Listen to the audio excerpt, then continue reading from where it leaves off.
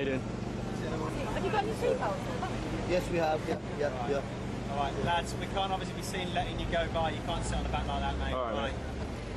Tell you what, jump in there, mate. Put your seatbelt on. Alright, what you choose to do afterwards is your own choice, but as long as we see you drive off with your seatbelt. Alright, fair enough. Job, alright? Yep, fair enough, mate. Whatever you choose to do afterwards is entirely up to you, but obviously we've got to let you know the risks. Sure. Okay, mate. Not wearing a seatbelt, you're going to go flying and die.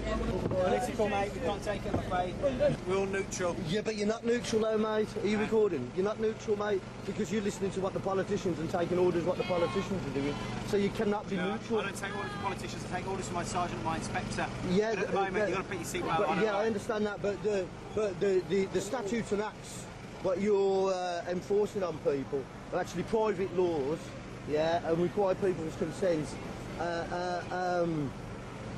And are put forward by the politicians in Parliament. They're not laws what are made through court, like the common laws, and the way the law is made. Obviously I'm not going to make any comment on those. No, but so you're pushing rather than, but you're pushing statutes and acts rather than actual laws. I'm telling you for a bit, all right? Obviously, jump down in there. Is that an order? And obviously, orders generate bills. Okay, we're requesting obviously if you don't, okay, then we have to enforce the law that you're clearly not agreeing with. Mate, it's not a law, it's a statute and act. I have no contract with DVLA. Listen to me. I have no. This is a private. You're putting forward a private policy here of a private corporation. That you have to obey it. Just no, we don't have to. This is freedom of choice. We don't have to obey. I have no contract with you, mate. If you choose not to, then obviously I have to, according to my duty, is prosecute you for not wearing a seatbelt. Well, that requires my consent, mate.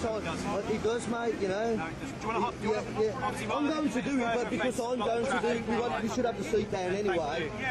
But whatever you do, mate, requires my consent when it comes to statutes and acts obligations. It's not the law. Drop down there. Put your seatbelt on first, alright. You know. Keep up the good work, lads. Alright, cheers, mate. Just knowing the difference between legal and lawful, and I don't think you do. I don't think you've not studied law. You sat down there. Do you want to put your seatbelt on first? You know. That you sat on. I've got to do what? I've got to do my job. Mate, no, you don't. Your job, what you're doing here now with statutes and acts requires people's consent. And you're only doing your job if I have understanding of that, and I don't stand on that. By consent, and I know that, but obviously what we need to do consent to the governed, and I don't consent to be governed. Okay, you personally don't, fine, I respect I don't, mate. Obviously, do what I'm asking you now. You know. Put that seatbelt on first, alright? Mate, you have no jurisdiction. I do. No, you don't, mate. This is common law jurisdiction. This is England. Could you tell me what law?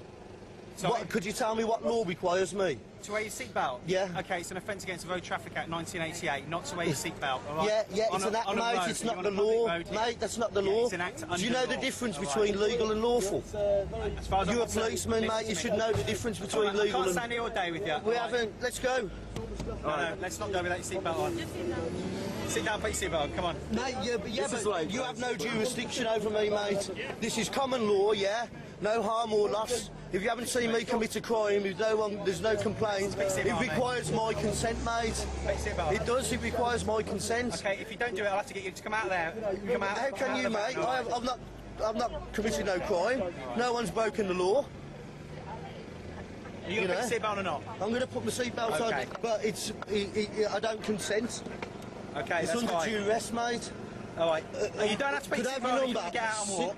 6769. 6769. You willing to swear under your full commercial liability and under penalty of perjury that you have proof of claim that I am obligated to have a seatbelt? Are you willing to swear a full affidavit? Have you got a disability that excludes you from wearing it? I don't need a disability. It's a statute and act, mate. Excludes you from wearing it. No, you're talking statutes and acts. Do you want to put the seatbelt on first? I'm putting you don't have to put it on, but you can walk. It's under duress, mate. Okay. Move the car on now, please. Alright, yeah, seatbelt first. Yeah, put the seatbelt on first. And this is the thing, mate, you know. You really don't know the difference between legal and lawful. Okay, lights are green, you got your seatbelt on, wonderful. Okay, guys. There were some films coming up. Off you go. No, thank you all the same. Alright. Drive off. Drive off. England is a common law jurisdiction. Those officers have no jurisdiction. This is a statute and act and requires your consent because it is a private law of a corporation. It isn't laws that were made in the courts of this country like the common law is made and laws are made. These are statutes and acts made by politicians to take your money from you and enslave you. The police don't know the difference between legal and lawful, unfortunately. and therefore trying to get everyone to contract for their private commercial gain. This officer, he was actually a nice man. He was, and I think he was trying to be fair and balanced. He was, you know, his manners was top notch, you know, and I think he was really within his scope and knowledge. He was trying to be as reasonable as he could. He was actually quite patient with me, because I know sometimes I can get a bit of a kind of attitude in my tone of voice. On the whole, he was a good copper. He's a good copper. You can see that, yeah.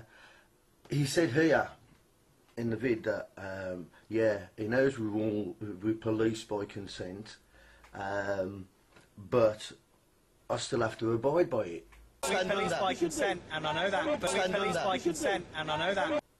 So these are the kind of quirky little things where I believe he's kind of mixed up on, because you know he knows we're police by consent, but if you remove that consent, you still have to abide by it. It's, you know, you can't be police by consent, and if you don't consent, do you know what I mean? It's kind of common sense.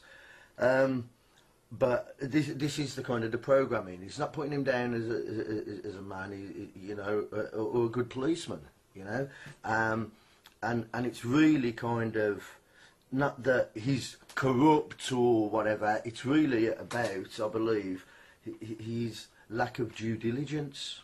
That's all, you know, in following up and looking at the law deeper rather than just look at the statutes and say that's it is. Where do statutes come from? Why are they allowed to be made? You know, the common law allows the government to make parliamentary statutes. You know, the common law allows that. And another thing he said, I don't follow politicians' orders. I take my orders from my sergeant and my inspector. You cannot be neutral. I don't take orders from politicians. I take orders from my sergeant and my inspector. These police, they will just read up these statutes and go along, yeah, because they're following orders. And as the officer clearly says here, I don't follow orders from politicians. I follow orders from my sergeant and my inspector. Just take orders from my sergeant and my inspector. Just take orders from my sergeant and my inspector. And you know, he's telling you that he just follows orders. You see. And the problem we have with following orders is we've seen it, history repeats, and we've seen it time and time and time again. What happens when people just follow orders, yeah? And you go, oh, I was just following orders, this guy, oh, I was just following orders, the other guy, oh, I was just following orders. And they go up and up and up and up, and they get to the top, and he's like, oh, I was just ordering followers, you know? And the problem here, I believe, is by this guy just following the orders of his sergeant and inspector, what is he in fact doing?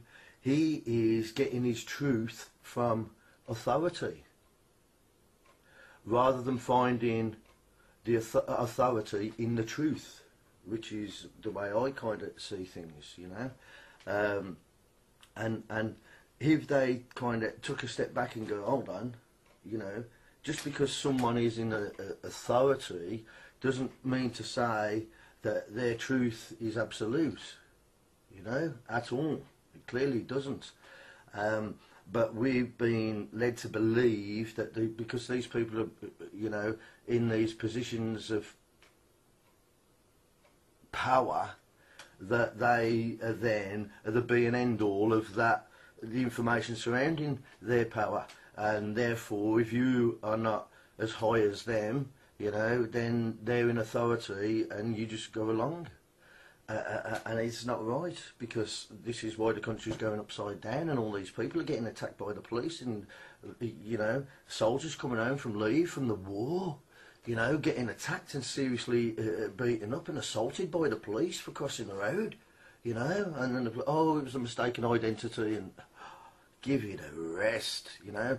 But this is because they're just following orders, yeah, and they find their truth in the authority. And I think it's about time, you know, they started to get that